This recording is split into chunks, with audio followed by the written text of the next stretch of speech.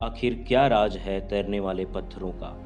क्या सचमुच वे आज भी पाए जाते हैं? हिंदू ग्रंथ वाल्मीकि रामायण में उल्लेख मिलता है कि भगवान श्री राम ने लंका पहुंचने के लिए वानर सेना से एक सेतु अर्थात पुल बनवाया था। नल और नील नाम के दो वानर यूथों की देखरेख में बने इस पुल के पत्थरों पर राम का नाम लिखने से वे सभी पत्थर पानी में तैरने लगते थे। आइए जानते हैं कि तैरने वाले इन पत्थरों का रहस्य क्या है। भारत के दक्षिण में रामेश्वरम के धनुषकोटी तथा श्रीलंका के उत्तर पश्चिम में मन्नार द्वीप के पंबन के मध्य समुद्र में लगभग 3 किलोमीटर चौड़ी पट्टी और करीब 48 किलोमीटर लंबाई के रूप में उभरे एक भूभाग को राम सेतु कहा जाता है।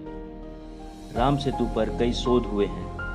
कहा जाता है कि 15वीं शताब्दी तक इस पुल पर चलकर रामेश्वरम से मन्नार द्वीप तक जाया जा सकता था, लेकिन तूफानों ने यहाँ समुद्र को कुछ गहरा कर दिया। 1480 ईस्वी सन में यह चक्रवात के कारण टूट गया और समुद्र का जलस्तर बढ़ने के कारण यह डूब गया। पंबन द्वीप पर स्थित और पंबन नहर के द्वारा भारत के मुख्य पर्वतीय भाग से विभाजित रामेश्वरम एक छोटा सा कस्बा है। आश्चर्यजनक तथ्य यह है कि आज भी रामेश्वरम के आसपास ऐसे तैरने वाले पत्थर पाए जाते हैं। इसके साथ आज भी भारत के कई साधु संतों के पास इस तरह के पत्थरों को देखा जा सकता है। 4 धामों से एक रामेश्वरम की यात्रा पर आप चाहें तो इन पत्थरों को जरूर देखें। शोधकर्ताओं के अनुसार राम सेतु के लिए एक विशेष प्रकार के पत्थर का इस्तेमाल किया गया था, जिसे विज्ञान की भाषा में प्यूमाइस स्टोन कहते हैं।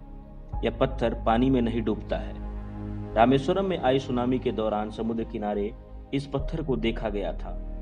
कई लोगों के पास आज भी सुरक्षित रखे हैं ये पत्थर। आखिर पत्थर के तैरने का रहस्य क्या है? आप यह जानने के लिए उत्सुक होंगे, तो चलिए जानते हैं इसके पीछे का रहस्य।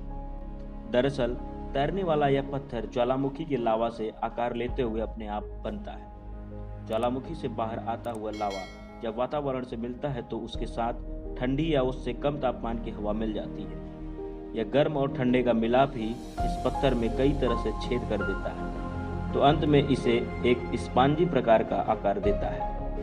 प्यूमाइस पत्थर के छेदों में हवा भरी रहती है, तो इसे पानी से हल्का बनाती है, जिसके कारण यह डूब